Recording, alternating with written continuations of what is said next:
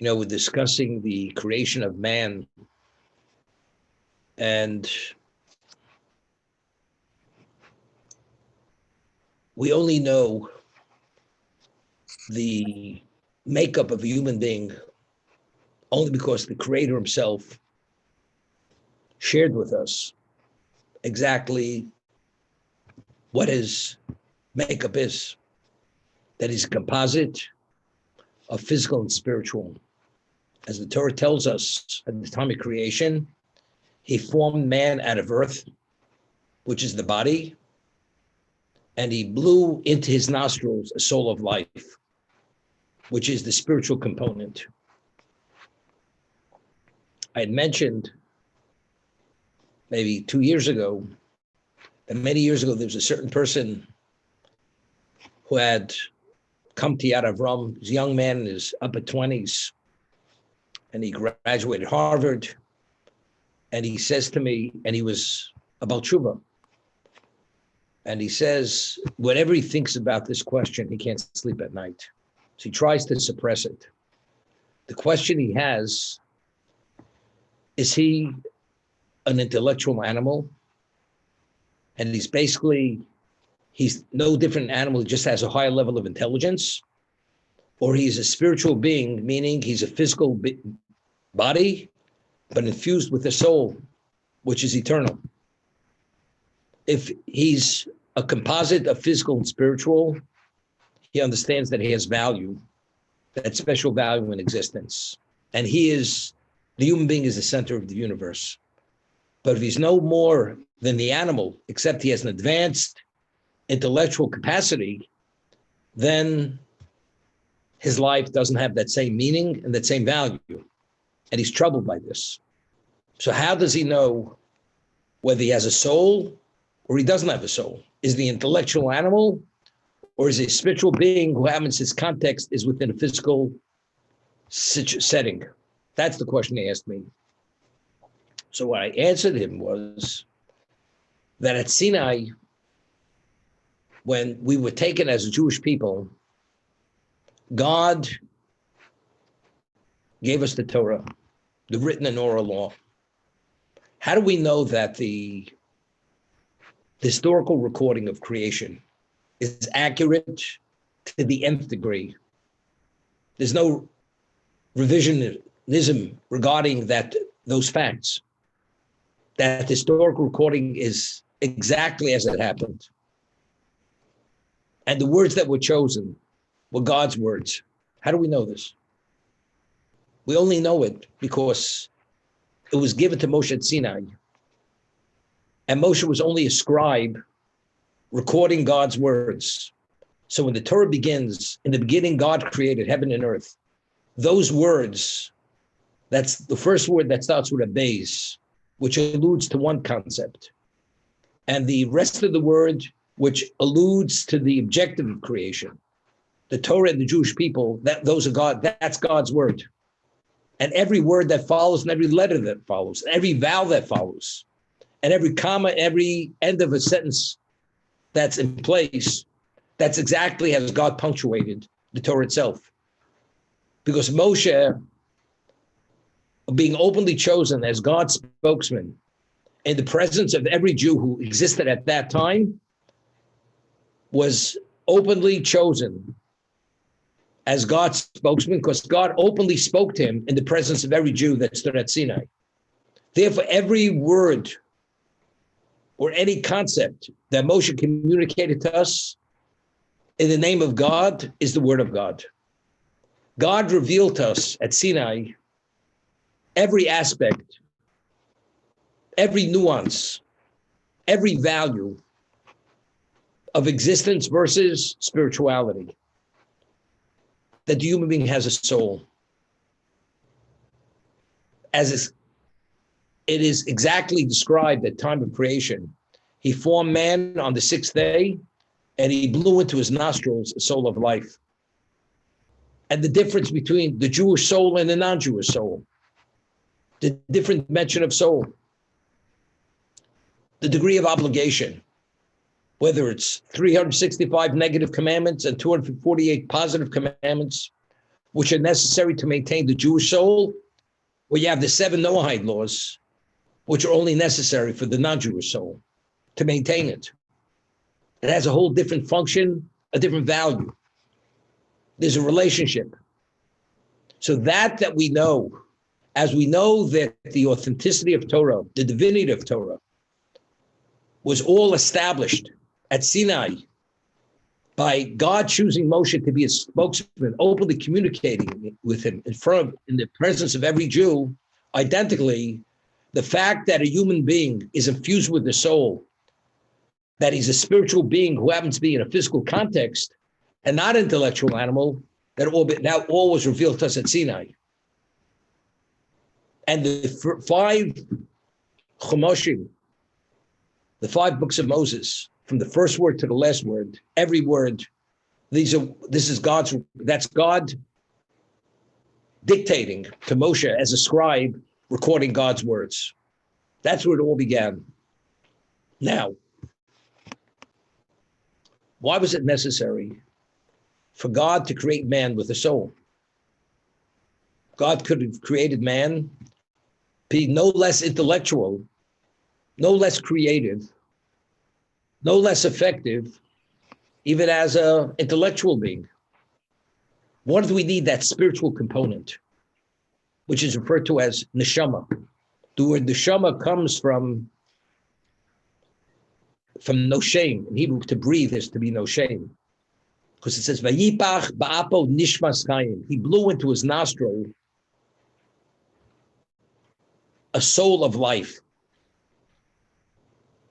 Why is that spiritual soul of life? Why is that necessary? Regarding all the other living species, it says nefesh chaya. A life source, whether it's the insect, whether it's the bird, whether it's the fish, whether it's the domesticated or undomesticated animal.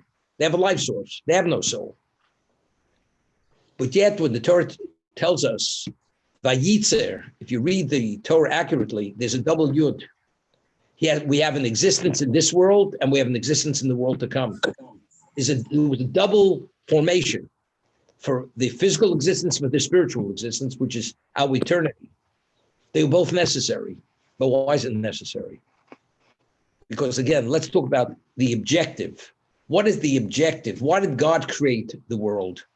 There's a verse in Tehillim where David HaMelech says, Olam Chesed Yiboneh. The world was created, was built on the principle of Chesed. Indiscriminate kindness, pure kindness. What does that mean? So the Ramchal, Reb Moshe Chaim Luzzatto, explains that God has no needs. God is infinite. There's no beginning. There's no end. If God is absolutely perfect, adding is detracting. God is in need of nothing. So why did God create the world? We have needs. A person has a need. A creature has a need. God has no needs. So why did he create existence? So he explains that because God is absolute in all aspects of whatever is, so God is absolutely good. An entity that's good does goodness, not because it's a need. God does good because he is good, because the source of good does goodness. Creating a world with a human being, that human being, based on his levels of accomplishment, will determine whether he's deserving or not. If he succeeds, he will merit the ultimate. If he fails, he, of course, will not be deserving and will be liable for punishment. But what's the upside? What's the ultimate good? The ultimate good is to be able to cleave to him, to have a relationship with good, which is good in the absolute sense. So why did God create existence? It's chesed. It's a kindness. Nothing compelled him to do it. Nothing compels God to do anything. Because God good does good. And what's the ultimate good? Goodness. The ultimate goodness is that man should be a beneficiary of the ultimate goodness. And what's the ultimate goodness? To be able to have a relationship with the ultimate that's good in the absolute sense, which is God himself. This is the concept. So the only way, if God is eternal and God is spiritual, the component which is eternal has to be spiritual. The Ramchal writes, if God wanted man to be a beneficiary of God's goodness, God just could have created a soul, and that soul should be a beneficiary of the goodness. Why did he have to put man in a setting to be challenged, and only when he succeeds in his choices, in the challenges, only then does he merit that ultimate goodness? Create him and don't challenge him. Just let him bask in God's radiance. So he explains that what is the basis for every relationship? It's likeness. It's commonality. As a result of that, God himself, he is who he is. There's no external forces which determine who he is. He's independent of everything. He exists because he exists.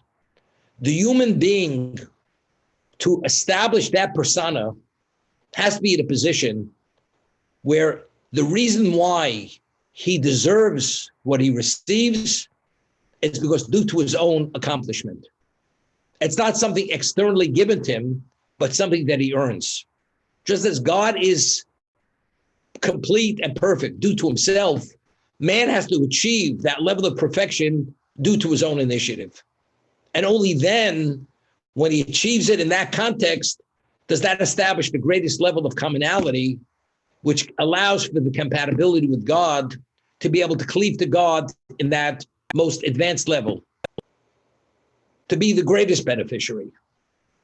These are the words of Ramchal.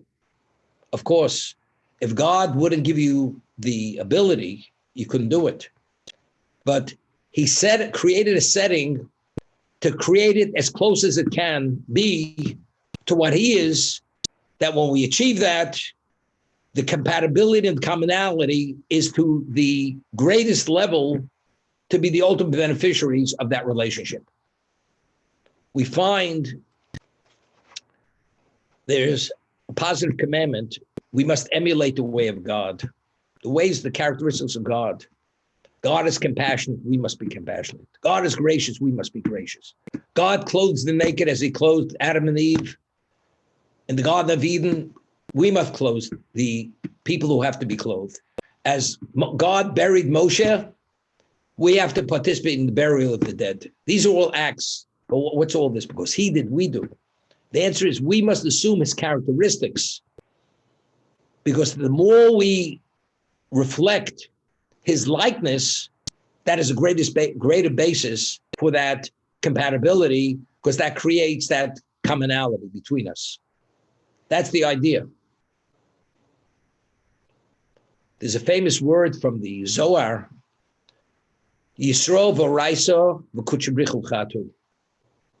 The Jewish people, the Torah, and God are one entity. What is the binder between us and God? The Torah binds us. The Torah is God's wisdom. How is the Jew spiritualized? How does he have that spiritual infusion, which is the ultimate level of holiness, which allows us to attach ourselves to God? That's through the Torah itself. That's Yisro v'Oraisa. Oraisa means the illuminator, which is the Torah itself. The Kuchabrichu and the Holy One, the Blessed One, are one entity. But again, you have to have a capacity to have relevance to the Torah. Only the Jewish soul has relevance to the Torah. Only the descendants of the patriarchs, Avraham, Yitzchak, and Yaakov, we're the only ones who have relevance. The Talmud tells us in one location, the first verse that you teach a child when he begins speaking is Torah tziva lanu Moshe Moshe Kilas Yaakov. Torah tziva lanu Moshe. The Torah was commanded by Moshe. Moroshe Kilas Yaakov. It is the heritage of the congregation of Jacob. So the Talmud says that a non-Jew is not permitted to study the Torah. He's only permitted to study what has relevance to him. But anything that has no relevance to him, he's not permitted to study the Torah. What is it based upon? It's based on this word. We know in the Hebrew language, the shin and the sin, it's the same letter. It's just where you put the dot. You put the dot on one side, the pronunciation is shin, S-H. You put it on the other side, it's S, sin. In Hebrew, the word morosa means it's the betrothed. The Torah itself is the betrothed of the congregation of Jacob. Just as a woman, God forbid, if she's married to a man and she commits adultery, she goes with another man, it's considered an act of adultery. The Torah was given to us. This is our, as it says at Sinai, when we're taken as God's people, it's like it was the equivalent of chosin and kala, a groom and a bride, marriage. It was a marriage. The marriage was through the Torah. The Torah is the marriage contract. Anyone else who partakes of that, it's the equivalent of committing adultery. Because it's the Morosa Kilas Yaakov. It's the betrothed of the congregation of Jacob. That's the reason why non-Jew is not supposed to study the Torah. Only what has relevance to his own personal obligation. What is it all about? Again, as I said, the Jewish soul and non-Jewish soul are not the same soul, different soul. The Torah itself, as I once mentioned the name of Rav Chaim Vital, who was the student of the Arizal, who recorded all his teachings, he writes that just as there are 248 positive commandments and the 248 parts to the human body, there are 248 components to the Jewish soul. And every positive commandment corresponds to one component of the Jewish soul, and it infuses it with the spirituality it needs, which gives it relevance to eternity. The Chafetz Chaim cites this Rav Chaim Vital in a number of places.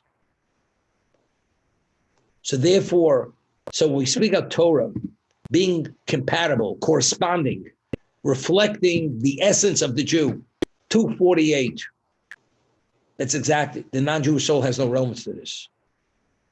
It causes, it's like, could you imagine something only could take 100 watts and you put in 10,000 watts in there? It blows the whole system. Totally, everything just immediately burns up. It's vaporized. The intensity of the holiness of the Torah, which is God himself, only the Jewish soul has the capacity to be able to cleave to that. No other soul has the capacity. As a result of that, the non-Jew studies the Torah itself has no relevance. It's totally all-consuming and totally destroys that soul. Destroys it.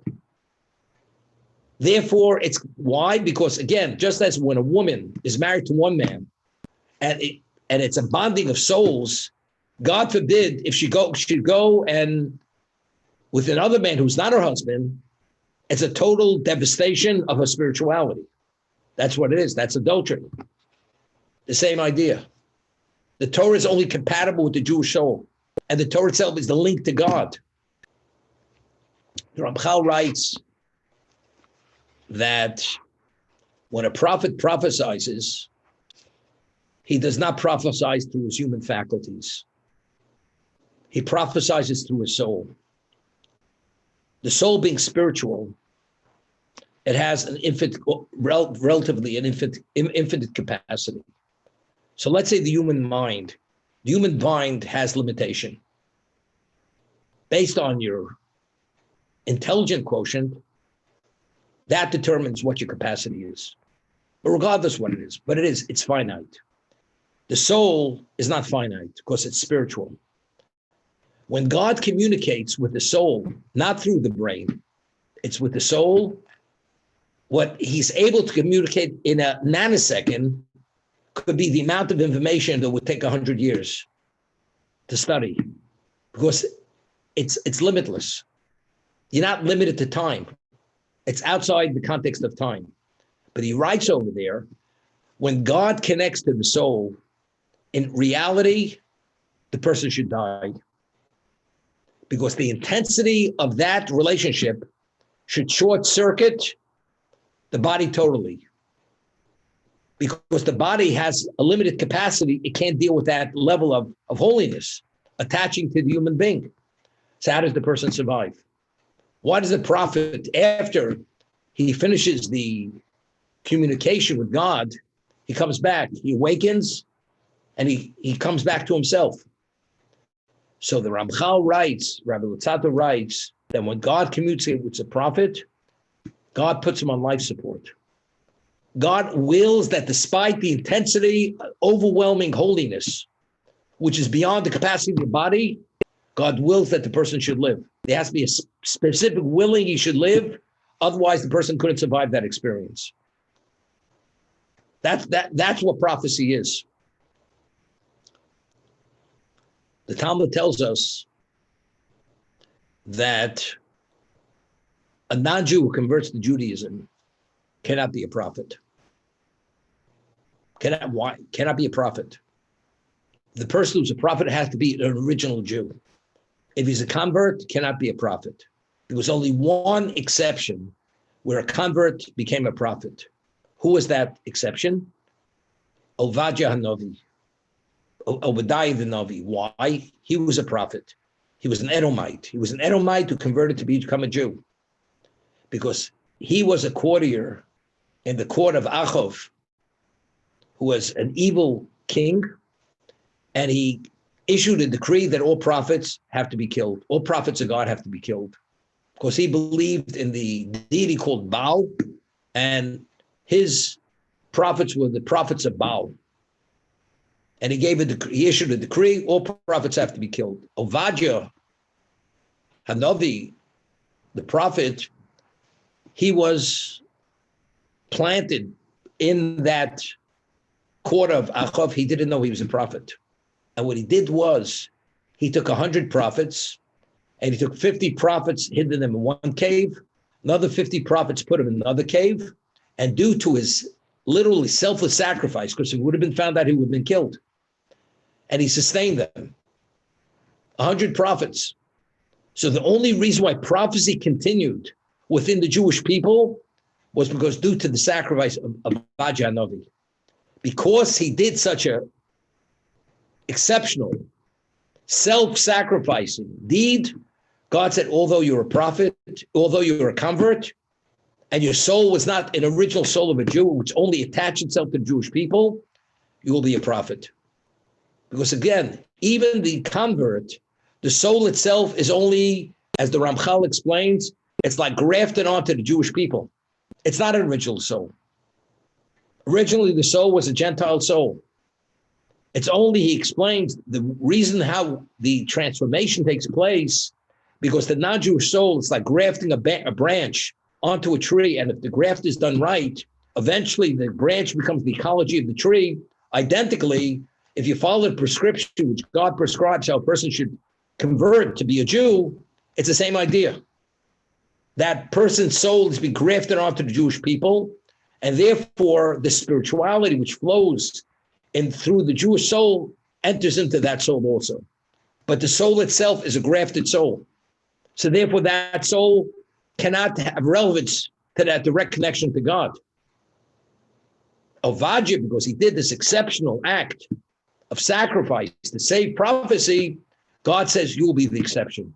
Your soul has that special value, and you could have that direct relationship with me, although you're not an original Jewish soul as the other Jews are. That's the idea.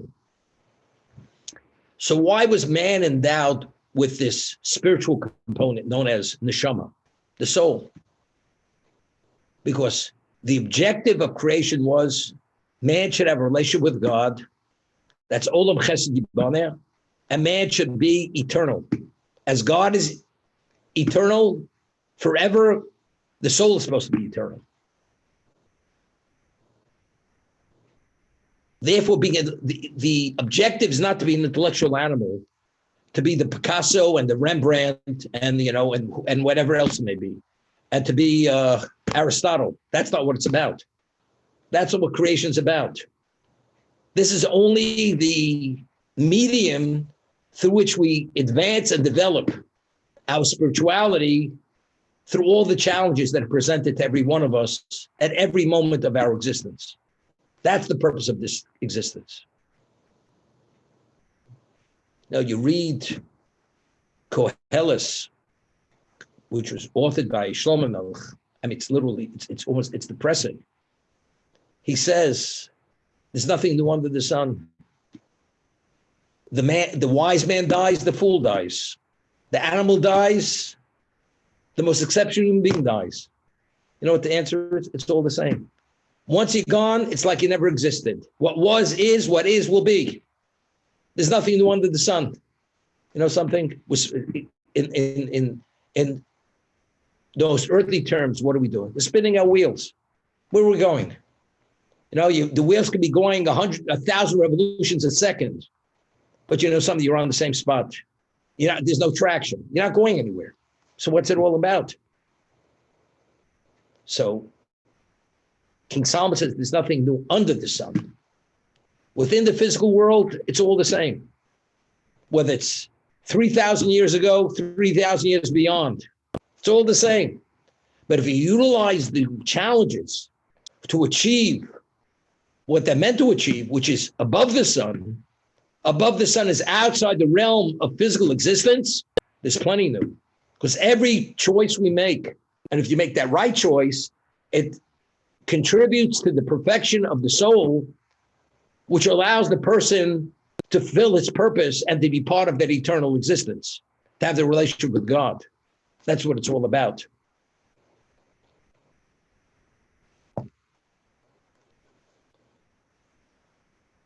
So it's not enough to be an intellectual animal. You know, you're one of a kind of, you designed the Verrazano Bridge, expansive bridge, one of a kind, but that's not what it's all about. You built the Taj Mahal. It's not what it's all about. You invented the car. It's not what it's all about. The pharmaceutical, the drug, that's not what it's all about. These are all junctures in physical life which have relevance as part of all the challenges of life. How do you see that? Is it is it my own acumen, my own power? Is it me and no one else but me? Or I'm only the conduit? And God is the benefactor. I'm the beneficiary, and only to utilize that to do the will of God. That's the question. And it's a challenge. It's interesting. The Mishnah tells us that of all creation, the only living creature that was created as a single being is the human being. Every living creature was created with a counterpart, a male and a female.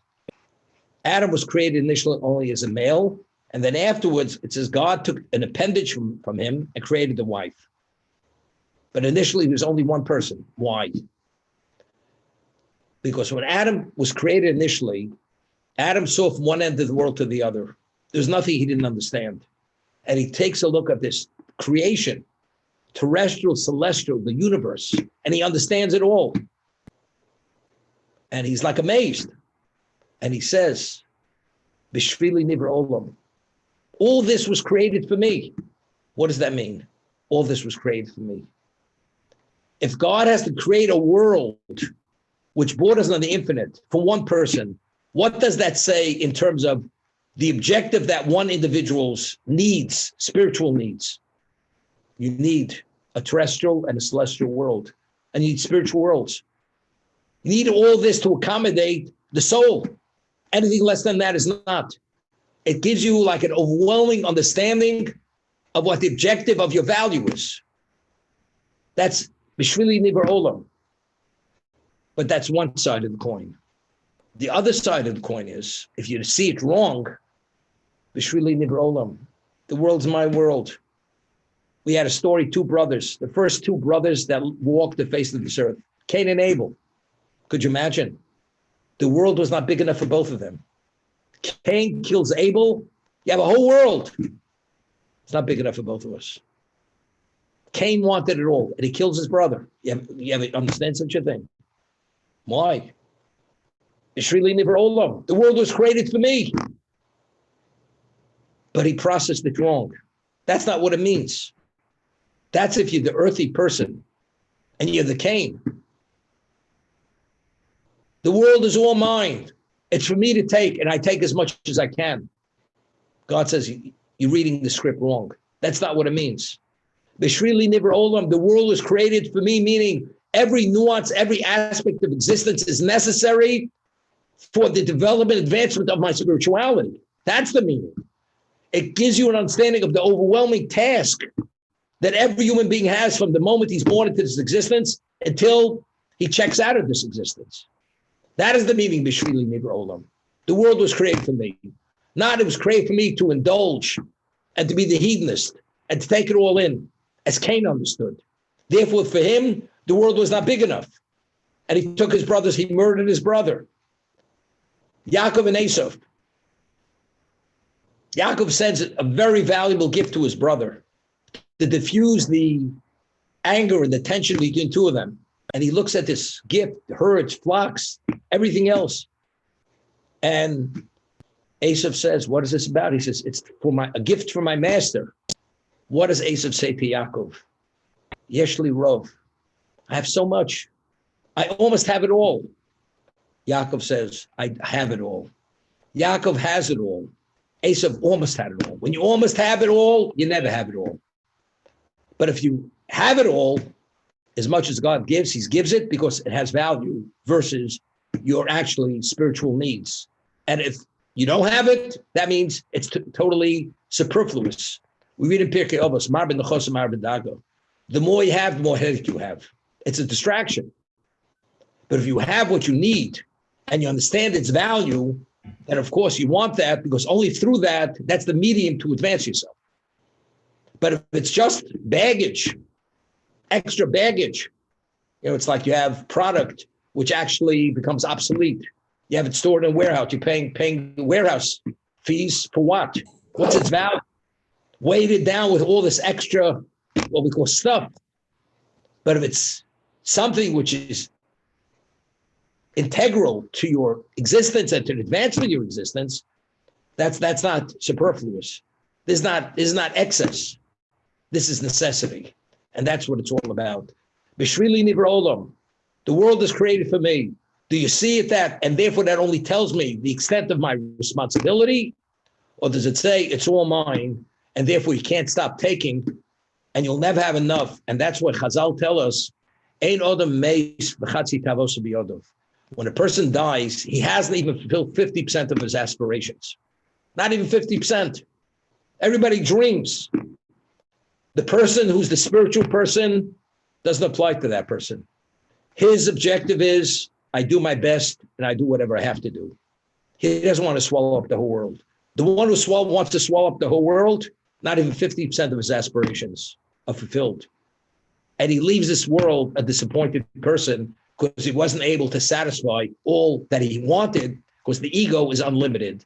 And therefore we have to strive to understand exactly why we exist.